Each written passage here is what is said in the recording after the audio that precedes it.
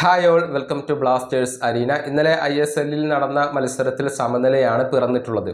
ഒഡീഷ FCയും North East യുണൈറ്റഡും 2-2 എന്ന സമനിലയിലാണ് മത്സരം അവസാനിപ്പിച്ചിട്ടുള്ളത്.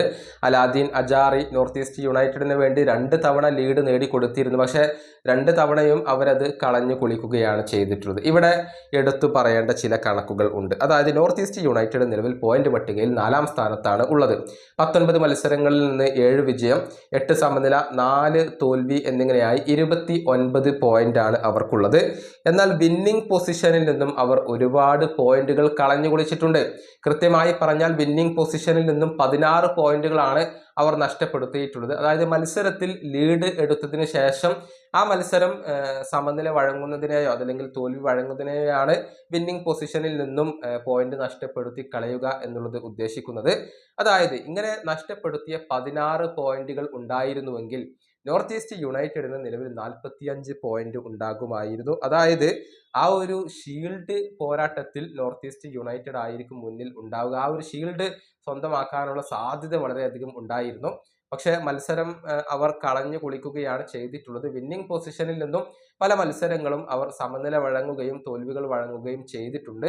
അതുകൊണ്ട് തന്നെയാണ് ഇപ്പോൾ 4ാം സ്ഥാനത്ത് തുടരുന്നത്. അത്തരത്തിലുള്ള ആ ഒരു മത്സരങ്ങൾ, പോയിന്റുകൾ കളഞ്ഞു കുളിച്ച മത്സരങ്ങൾ വിജയിച്ചിരുന്നുവെങ്കിൽ തീർച്ചയായും നോർത്ത് ഈസ്റ്റ് യുണൈറ്റഡ് പോയിന്റ് പട്ടികയിൽ 1ാം സ്ഥാനത്ത് ഉണ്ടാകുമായിരുന്നു എന്നുള്ളതാണ്. ഏതായാലും ആ മത്സരങ്ങൾ ഏതൊക്കെയാണ് എന്നുള്ളത് കൂടി നമുക്കൊന്ന് പരിശോധിക്കേണ്ടതുണ്ട്.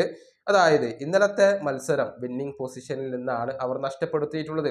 ആദ്യം ലീഡ് എടുത്തത് നോർത്ത് ഈസ്റ്റ് യുണൈറ്റഡ് ആയിരുന്നു. പിന്നീട് ആ മത്സരം സമനിലയിൽ കലാശിക്കുകയാണ് ചെയ്തിട്ടുള്ളത്. ഇനി അതിനു മുൻപ് ബംഗളൂരു FCക്കെതിരെയുള്ള നടന്ന മത്സരത്തിലും ഇതിന് സമാനമായ ഒരു സംഭവം ഉണ്ടായിട്ടുണ്ട്. ആദ്യം നോർത്ത് ഈസ്റ്റ് യുണൈറ്റഡ് ലീഡ് എടുത്തു. പക്ഷെ പിന്നീട് ആ മത്സരം 2-2 എന്ന നിലയിലാണ് കലാശിച്ചത്. പഞ്ചാബ് FCക്കെതിരെ നടന്ന മത്സരത്തിലും ഇതിന് സമാനമായ ഒരു സംഭവം നടന്നിട്ടുണ്ട്. 1-1 എന്ന നിലയിലാണ് മത്സരം കലാശിച്ചത്. ഗോവയോട് 3-3 എന്ന രൂപത്തിലുള്ള സമനില വഴങ്ങേണ്ടി വന്നു. അതുപോലെ തന്നെ ചെന്നൈയിൻ FCയോട് 2-3 ഗോളുകൾക്ക് അവർ പരാജയപ്പെട്ടിരുന്നു.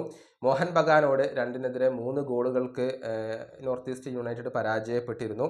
കേരള ബ്ലാസ്റ്റേഴ്സിനോട് 1-1 സമനില വഴങ്ങി എന്നുള്ളത് എടുത്തു പറയേണ്ട കാര്യമാണ്. ഈ മത്സരങ്ങളിൽ ഒക്കെ തന്നെയും ആദ്യം ലീഡ് നേടിയത് നോർത്ത് ഈസ്റ്റ് യുണൈറ്റഡ് ആണ്. പിന്നീടാണ് അവർ ആ ഒരു പോയിന്റുകൾ കളഞ്ഞു കുളിച്ചിട്ടുള്ളത്.